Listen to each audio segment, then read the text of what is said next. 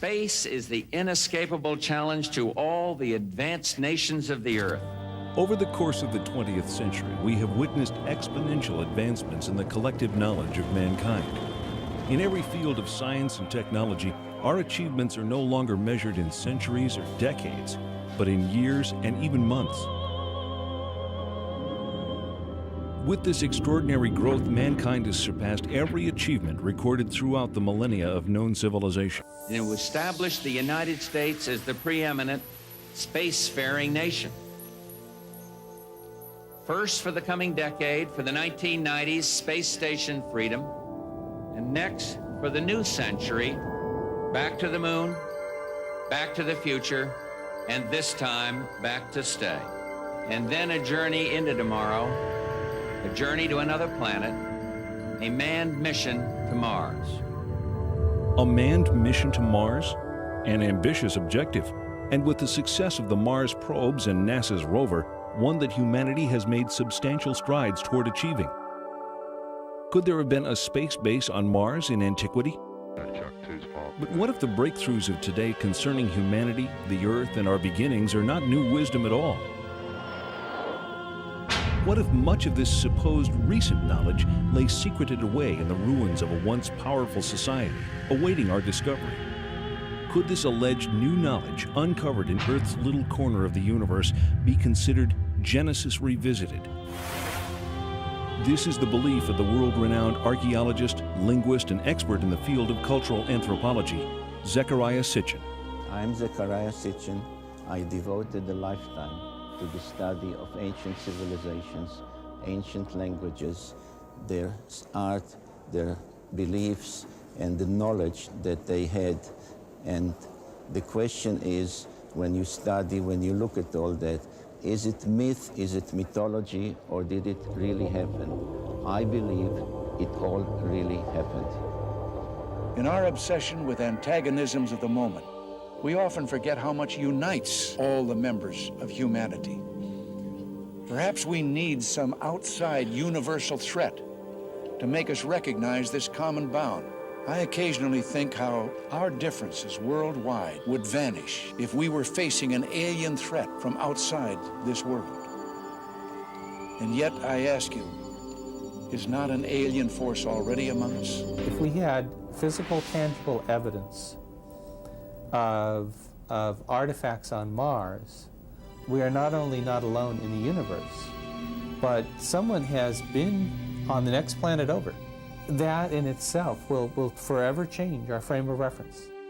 Mankind came out of the Dark Ages and the Middle Ages, reached the Age of Enlightenment, experienced the Industrial Revolution, and entered the era of advanced technology, the era of genetic engineering, and the era of spaceflight. Big shadow. 4 forward, drift into the right a little. 30 seconds forward, drift. We copy you down, Eagle. The Eagle has landed. Astronauts who land like eagles. Zecharia Sitchin's research reveals that in our ancient past there were advanced beings referred to as the Anunnaki, translated, those who from heaven to earth came. The idea that there was in our solar system a race of intelligent beings far older than us who are now gone would certainly force us to rethink lots of questions, including the question of human origins. Where did we come from? Could we be the products of genetic engineering? The hypothesis that modern science is only now catching up with ancient knowledge is inspiring scientists and researchers to increase efforts to rediscover that which may have been lost over time. It rekindles a situation that has lain dormant almost 5,500 years. The incident of the Tower of Babel. In the Babylonian version of the biblical story, the people of Babylon were building a tower whose head shall reach the heaven, in which a Shem, a space rocket, was to be installed under the direction of their supreme god. But the other deities were not amused by this foray of mankind into the space age. The biblical story recalls that Yahweh came down to see the city and the tower that the humans were building, and he said to his colleagues in Genesis chapter 11, This is just the beginning of their undertakings. From now on, anything that they shall scheme to do shall no longer be impossible for them. Come, let us go down and confuse their language so that they should not understand each other's speech. Thanks to the science of archaeology, experts now know that the first great civilization emerged almost 6,000 years ago. Older than the Greeks, older than the Mayans, older than the Incas. The people of this society were called Sumerians, after their land, Sumer, in the great plain between the Euphrates and Tigris rivers, today's Iraq. The book of Genesis calls the land Shinear. For generations, biblical scholars either ignore biblical references to ancient kingdoms or categorize these as legend or lore.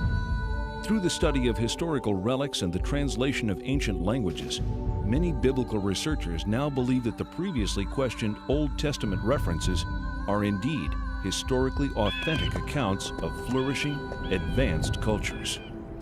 If you study the Genesis document, God made Adam out of clay and then took Eve out of his rib, one of his ribs, etc.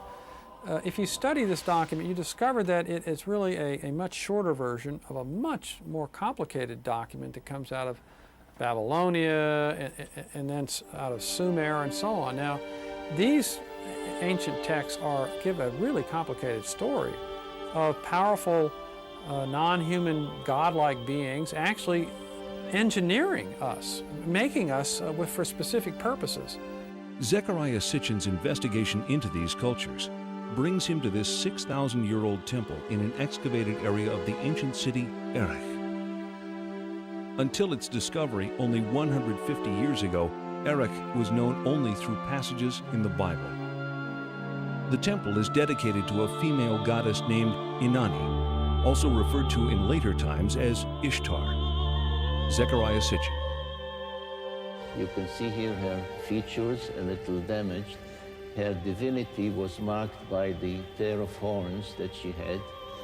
She held a jar with the water of life, and she was surrounded as a decoration, but perhaps also symbolically, with a symbol that some refer to as entwined snakes, which was the symbol of science in those days, 6,000 years ago. Some find in it a precursor of the Egyptian Ankh, which was the symbol of life and creation. Further results of Mr. Sitchin's research affirm the theory that this visage of entwined snakes is the symbol for genetic manipulation of DNA. Carved out in stone over 6,000 years ago, Ishtar is sometimes depicted flying through the sky and leaving the Earth's atmosphere to traverse the heavens.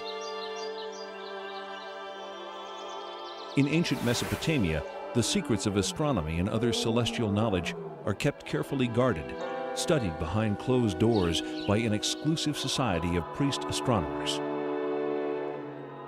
Cylinder seals like these are the only surviving record of these carefully guarded secrets.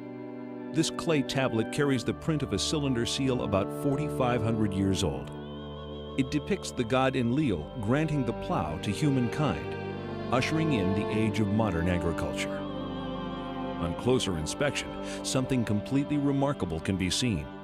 A detailed depiction of the complete solar system configured identically to that known to contemporary science.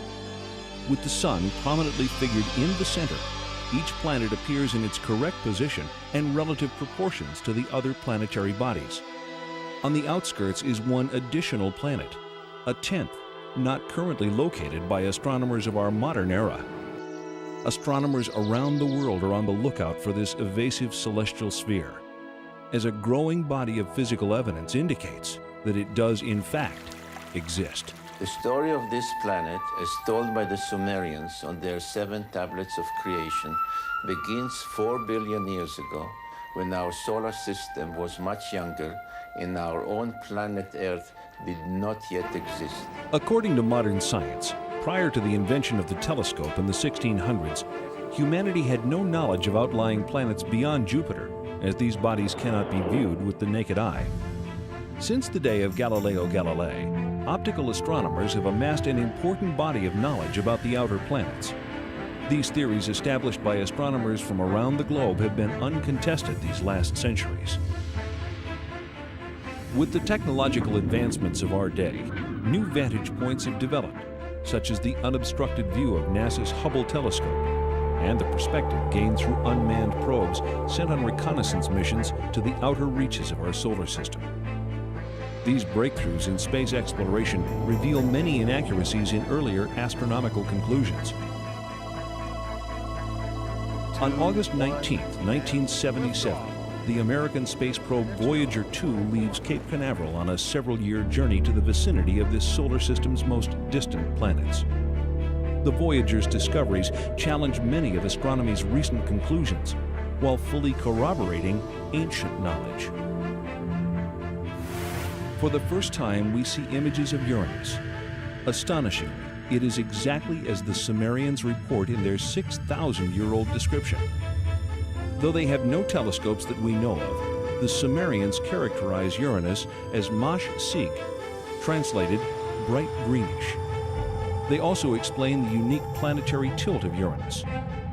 According to the Sumerians, our solar system was invaded by a planetary body that caused collisions and disrupted the existing order.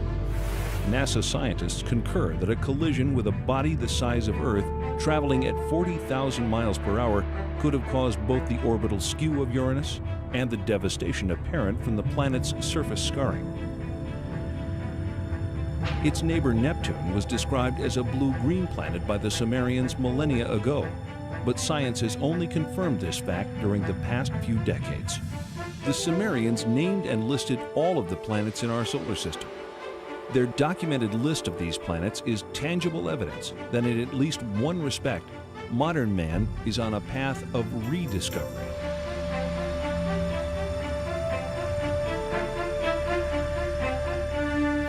That ancient knowledge included the planets Uranus and Neptune, supposedly unknown until discovered in 1781 and 1846, and even Pluto, not discovered until 1930. Neptune, D.U.M.B, the artful creator. Uranus, Anu, he of the heavens. Saturn, Anshar, foremost of the heavens. Jupiter, Kishar, foremost of firm lands. The asteroid belt, Rakish, the hammered bracelet. Mars, Lamu, god of war. And Ki, Earth, what the Sumerians considered to be the seventh planet. Why the seventh planet? Why not the third, as Earth is so often referred to in modern parlance? Sumerian records indicate that they began their counting not from the sun, but from a planet on the outside of the solar system. But most surprising was the inclusion of one more large planet as the 12th member of our solar system. The launch of Pioneer 10 in 1972 ushers in the era of deep space exploration. The craft journeys beyond the outer known planets, sending back data that is used to seek a possible 10th planet. 14 August 1978, which was just about 6 weeks after we discovered the fact that Pluto has a satellite. Once you have a satellite for a planet, you can determine how heavy it is. It turns out Pluto was very much smaller and lighter weight than we had thought, which meant that Pluto has no influence, no appreciable influence on the motions of the planets Uranus and Neptune. At that point, we voiced the hypothesis that this means that there is at least one yet to be discovered planet in the outer reaches of the solar system. Over the past 2 decades, physicists have joined astronomers in the search for the mysterious Planet X. One of the things we did in 1978, having made this prediction that there was an additional planet, 10th or 12th, depending on your point of view, we sort of put our money where our mouth was, as it were, and we went out and we started looking for this thing. We've been able to refine the search area somewhat, get it rather narrowed down. We do our predictions based on the observed anomalies in Uranus and Neptune. We actually are currently looking down in the region of Centaurus, which is just south of the constellation Libra. But if it is in the kind of orbit that we describe here, It would have to be a planet that would have a mass something like 3 to 5 times the mass of the Earth. This would put it intermediate between the gaseous planets like Uranus and Neptune and the terrestrial planets that we have in the inner part of the solar system. So if this planet turns out to be in a 3,600-year orbit, then its mass will be correspondingly larger. This one here is a map of the solar system as we know it. The inner planets, this is the orbit of planet Pluto. And this here is the orbit that I have proposed for the 10th planet. And here's where we think it is right about now in its orbit. If Planet X exists, we are not alone in this solar system. The surviving historical records of the Sumerians reveal the story of an intruder planet, Nibiru, which appeared out of deep space, drawn into the center of our solar system by the planetary pull of Neptune, Uranus, Saturn, and Jupiter. On an opposing orbital path with the 7th planet, a planet referred to in Sumerian records as Tiamat, Nibiru's new orbit around the Sun placed the two planets on a collision course.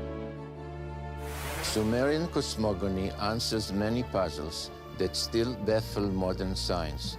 Central to it was the tale of a celestial collision and knowledge of a solar system with 12 members. As they draw near, one of the satellites of Nibiru crashes into Tiamat, cracking the planet.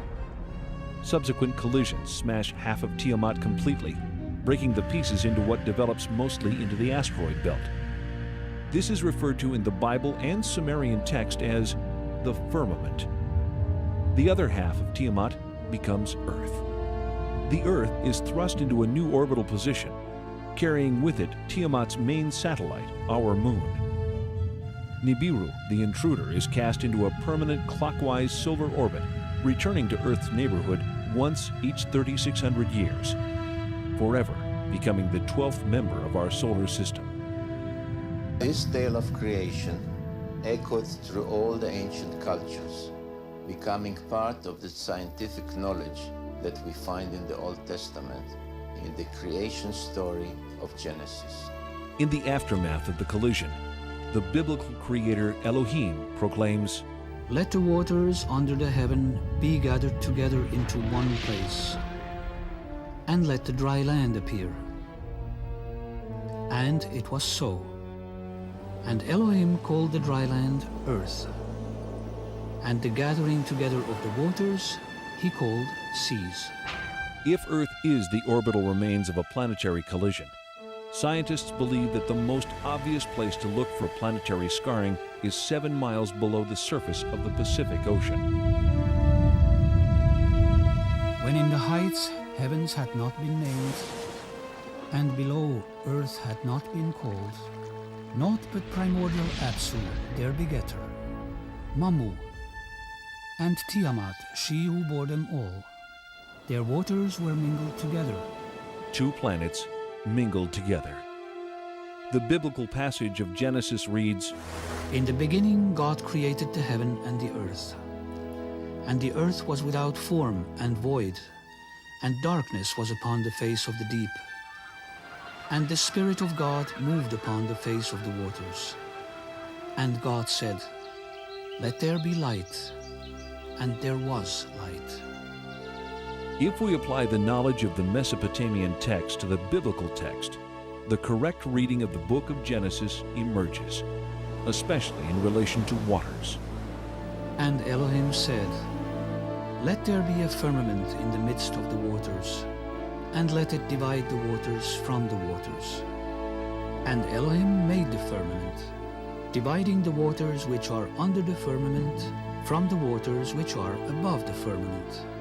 And Elohim called the firmament heaven. Upper waters? Lower waters? What does the Bible mean by this? The Sumerians describe Uranus and Neptune as watery planets. What are the conclusions of modern science? In 1979, 1980, and 1981, Pioneer and Voyager visit Jupiter and Saturn with their many moons. During these missions, water is discovered virtually everywhere, as ice on the surface and as water below the surface. the Sumerians' ancient claim of water on Jupiter's moons Io and Europa is proven. The Sumerian records indicate water on Enceladus and Tethys, two of the moons of Saturn, and in that planet's spectacular rings. The findings of NASA confirm these ancient Sumerian assertions, giving further credence and clarity to the biblical quote, "waters above the firmament." Halley's Comet travels through space, itself a spectacular confirmation of the biblical claim, "waters above the firmament." Nearly 4 billion years old, with a core half the size of Manhattan Island, this mystic traveler throws off water at the rate of 30 to 70 tons a second, with enough mass to continue its purge for thousands of years. Was ancient man aware of this spectral vision? The unusual celestial object, reported in Babylonian texts to have been seen in the year 164 BC, is believed to have been Halley's Comet. Significantly, it was considered the scepter star of Israel. In the Bible, the book of Numbers records, I see it, though not now. I behold it, though it is not near. A star of Jacob did course. A scepter of Israel did arise. Halley's Comet and its lights are truly the messengers of Genesis. when the 19th century astronomer Schiaparelli announced that he had seen canals on Mars, he was ridiculed. So too was the respected American astronomer Lowell in 1916. When NASA's unmanned spacecraft visits Mars in the 70s and again in the 90s, ample evidence of water in that planet's past is revealed. Images from expeditions to Venus and Mars exhibit visual evidence of dry sea, lake, and riverbeds characteristic of the biblical reference, waters above the firmament. Even Mercury, so close to the Sun, seems to have had a watery past, yet maintaining ice at its polar caps. The NASA report reads, quote, "We are forced to no other conclusion but that we are seeing the effects of water on Mars," unquote. And, quote, "Mars once had enough water to form a layer several meters deep over the whole surface of the planet," unquote. What we previously believed to be a dry and barren planet unexpectedly emerges as a planet where water once existed in abundance. Mars joins Venus, Mercury, the Earth, and most recently the Earth's moon in corroborating the Sumerian concept of water below the firmament. We've had reports to the effect that the Viking equipment will never determine positively whether or not there's life on Mars. Can you set us straight on this? Well, my own view is it's much too soon to decide whether we will have a definitive answer. It may be that there is an exotic biology on Mars. It may be that there's an exotic chemistry which looks a little bit like biology. There's a number of experiments to be done. They might decide the issue, they might not. But either way, Viking has been a biological success because the chemical explanation means that there is a kind of chemistry on the Martian surface which simulates some of the steps of chemistry in biology. We would learn something important about the origin of life. In October 1988, the Soviet Union sends two unmanned spacecraft, Phobos 1 and 2, named for one of the Martian moons, to study the red planet. Phobos 1 is lost while on its way to Mars. But Phobos 2 arrives to orbit Mars and immediately sends images back to Earth. On March 1st, 1989, pictures of this unusual grid are received. The grid, here in the upper right, is shot both in the optical range and in the infrared range. Later, they are merged into this composite overlay. On March 26th, Phobos 2 sends these images to Earth, taken just south of the equator. An unexplained elliptical shape appears. This shadow actually appeared all of a sudden. Why am I calling it a shadow? Because you can see things through it. This elliptical shadow, then, is it in Mars' atmosphere or on the planet's surface? One thing is for sure, this something is not positioned horizontally. Well, to me it looks like a rocket taking off from the surface of Mars and leaving a trail behind. Well, if you'd want to fantasize, it could be interpreted that way too. Now we think we ought to look at the real circumstances that have caused that trail, even though they haven't yet been fully clarified. That's more likely to be the shadow of some object, since surface elements can be seen through it. How long will it take to process all of the information to get more or less objective scientific results, rather than fantastic ones? Come back in a week. 1 week later, no details are given. Then, unexpectedly, this report. Last year, the Soviets launched 2 spacecraft to the planet, both named after the Martian moon, Phobos. Their mission was to photograph Mars and land probes on its moon. One was accidentally switched off by a mission operator. But the second reached Mars and transmitted pictures that are still puzzling Soviet scientists. As it swung over the equator, it took pictures from a height of 6,000 kilometers. This is an infrared photograph. It shows differences in temperature. The dark patches are colder. This section covers 600 kilometers. It shows objects down to the size of 2 kilometers. It's the most detailed infrared picture of the planet's surface. We have some very, very thin lines on the surface of Mars in the infrared, which means it's heat.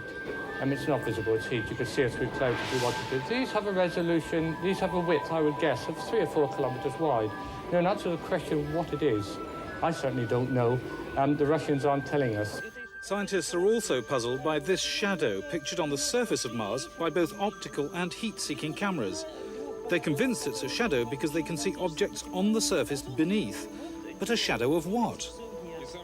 Finally, there's the mystery of the vanishing spacecraft. The Russians have yet to release the last picture transmitted by Phobos before it lost contact with ground control.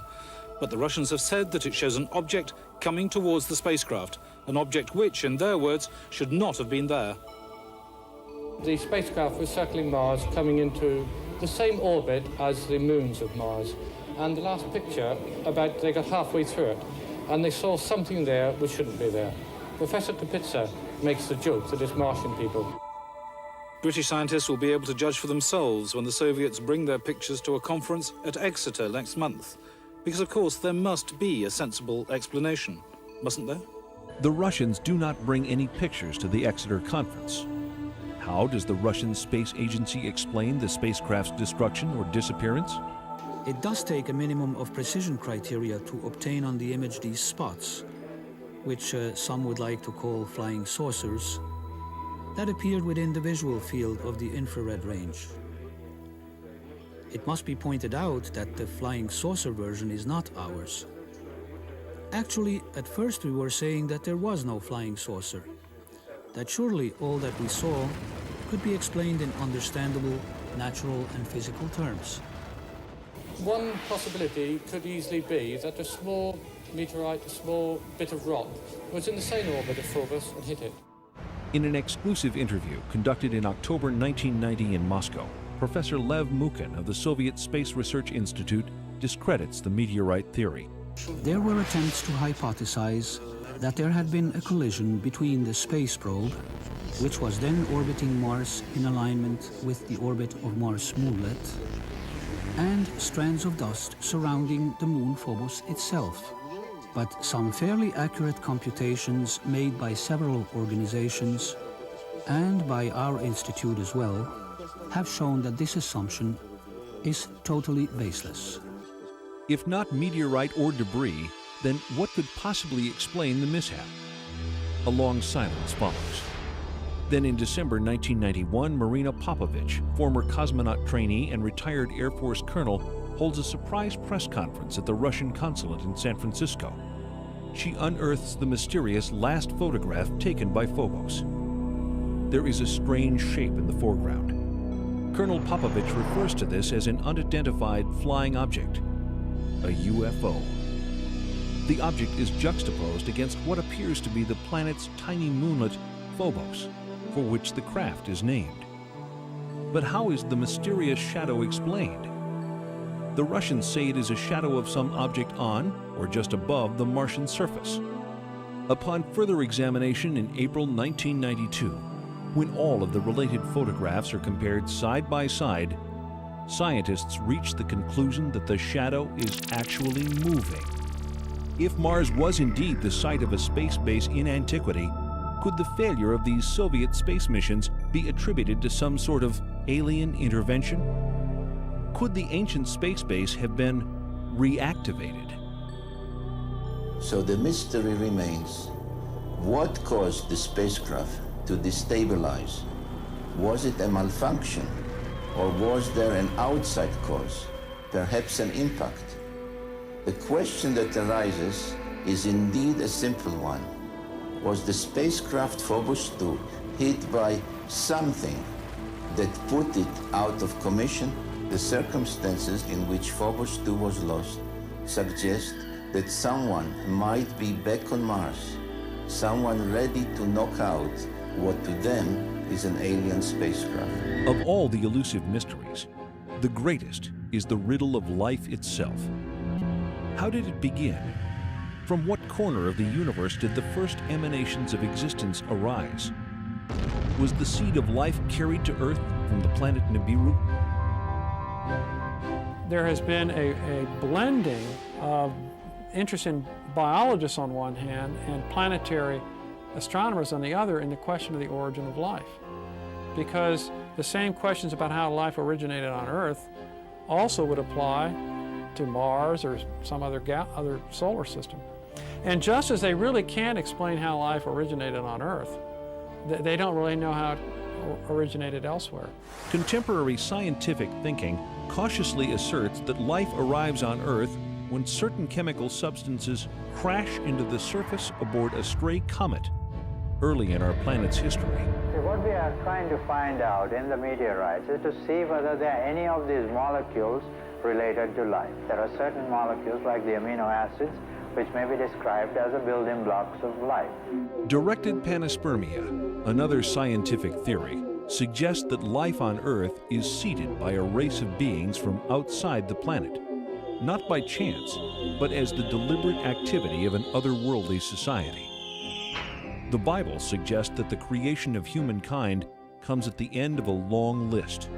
All the fishes of the sea, and all the fowl that fly the skies, and all the animals that fill the earth, and all the creeping things that crawl upon the earth.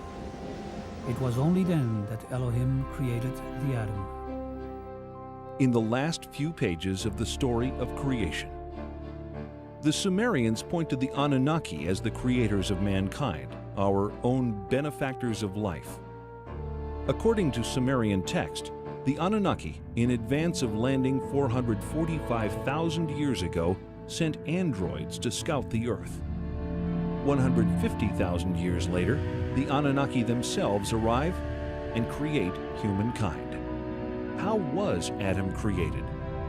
According to the Sumerians, it was by genetic engineering, fertilization in vitro, in a glass tube, as depicted in this cylinder seal rendering. Adam was the first test tube baby.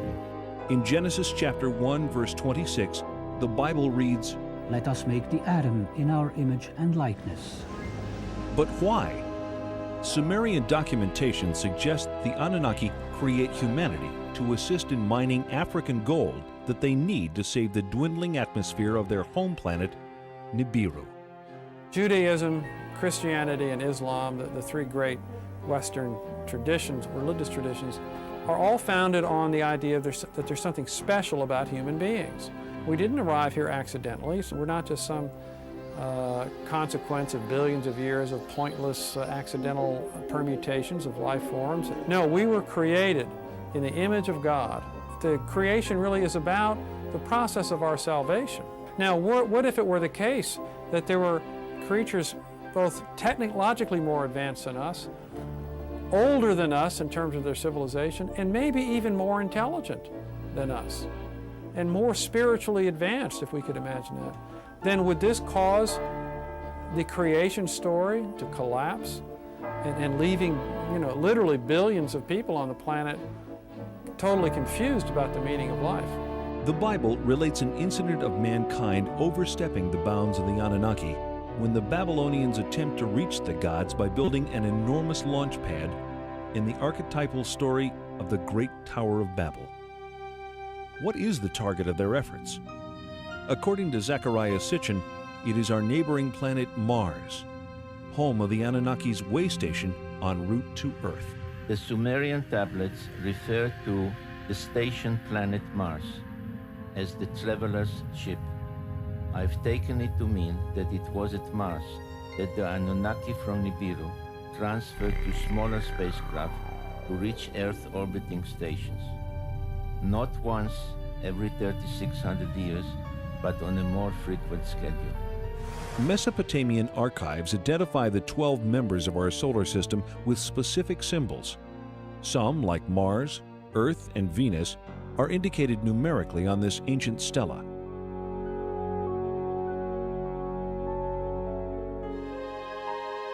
We see the sun with its many rays. We see another 4 depicted standing on their cult animals, but really it's a symbolism connected with the zodiac. We see the moon, and we see the Earth symbolized by the 7 dots, which indicated the position of the Earth from the outer limits of the solar system, counting or coming in inwards by somebody flying into from outer space. The 7 dots of Earth with its crescent moon and the 6-pointed star of Mars are revealing clues in this 4,500-year-old Sumerian depiction. 2 figures stand on either side of a craft.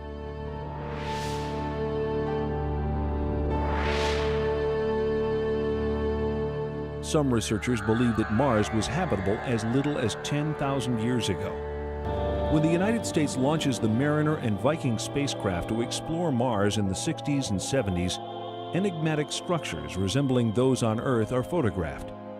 This is a feature on Mars that NASA nicknames the Inca City. Here we see it compared with Sacsayhuaman, Peru. These are lines on the Mars surface. These are the Nazca lines in Peru. I feel that what has been discovered so far is very suggestive of intelligent layout, but it would be irresponsible of me to say, I have proof. What I have is evidence which makes it appear as though it's been designed by some kind of intelligent thinking process, which is probably even more advanced than our current in some ways. I was especially intrigued by independent researchers' suggestions in their reports that the orientation of the face and adjoining pyramid indicated they were built in alignment with sunrise at solstice time on Mars about 450,000 years ago. Could it be that a civilization capable of space travel almost 500,000 years ago visited this part of the solar system, leaving behind monuments on Earth and Mars? The only beings mentioned by name are the Anunnaki. The only evidence supporting such a theory is evidence of visits by the Anunnaki. We have seen societies on Earth that have been demolished by cultural cross-representation, if you like. Meeting a more advanced culture has had a severe impact on an existing culture. But I think we're intelligent enough to be prepared for that. Our civilization is technologically able to venture out into deep space on scientific quests of discovery. Can anyone then deny the possibility that members from a technologically more advanced world may have visited our solar system thousands of years ago? Thanks to the work of Zecharia Sitchin and others like him, we know more than we ever have about ancient cultures and the life that came before.